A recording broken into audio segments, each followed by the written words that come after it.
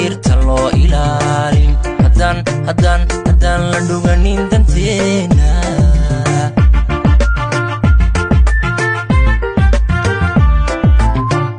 deegaanka haddaan la dhowrin haddaan dhirta loo ilaalin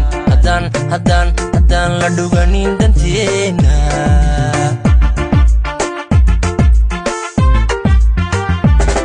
haddaan la marxin oo la dhowrin miyuu dhiilinoo xugnaan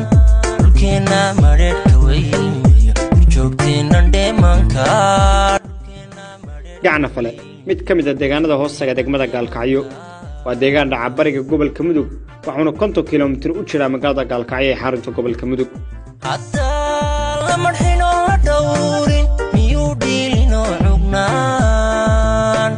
dhulkeenna madheedhka weymiyo waa deegaan qadiimi ah oo la aasaasay sanadii 1963 taariikh ahaan si xawli ah ayaa loo degayaa oo dhul cabirashada iyo guri dhisidu waa mid joogta maalin kasta